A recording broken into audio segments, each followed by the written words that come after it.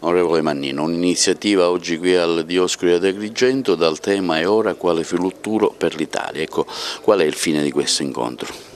Per la verità sono stato invitato da questi giovani sindaci e sono venuto più con l'interesse ad ascoltare e ad assecondare una linea di riflessione costruttiva.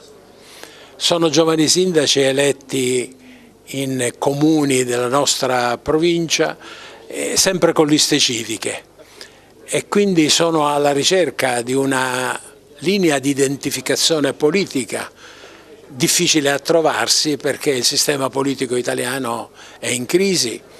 Siamo ormai lontani dalla stagione dei partiti ideologici, siamo in presenza di due partiti che rappresentano per tanti versi un punto interrogativo, un grosso punto interrogativo per governare questo Paese con i problemi che questo Paese ha.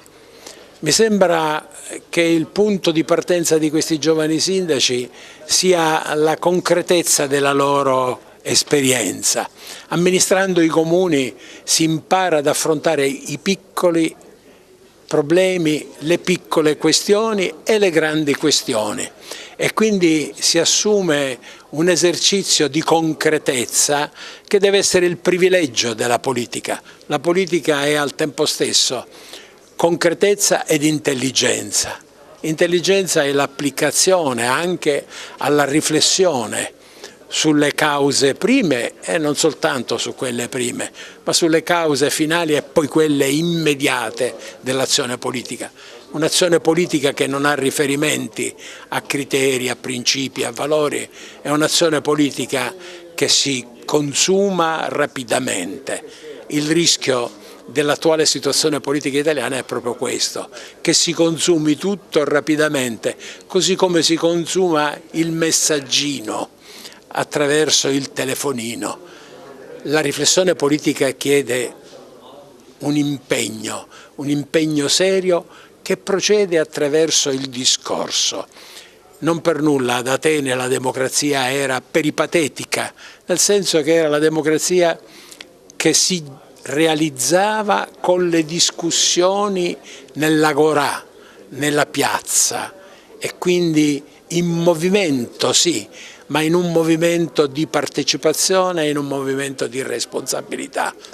L'iniziativa è preziosa, io vengo da Roma proprio perché do importanza a queste iniziative anche un po' spontanee da parte dei comuni, da parte dei sindaci, perché mi pare che interpretando loro la democrazia locale evidentemente possono prendere iniziative, prendere posizioni e aiutare a districarci rispetto a questo labirinto nel quale noi ci troviamo.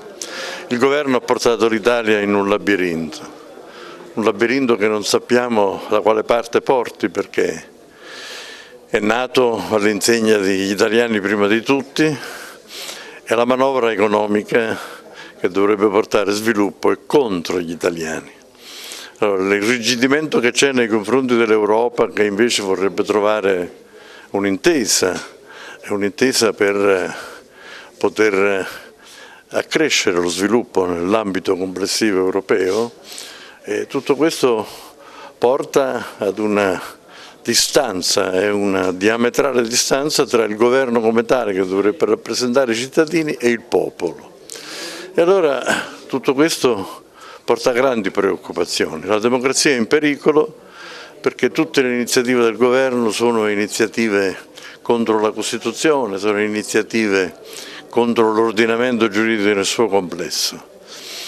Una situazione assurda nella quale i due partiti che stanno al governo, e per essi due vicepresidenti del Consiglio, avendo i mercati, avendo l'Europa, avendo la scienza economica generale, avendo tutto il mondo contro, resistono senza avere una strategia, se non quella di una rottura con l'Europa per portare ad una sorta di esclusione dell'Europa. L'isolamento che l'Italia avrebbe se uscisse dall'Europa credo che porterebbe davvero a una grande disgrazia per il nostro Paese e a un'involuzione molto preoccupante.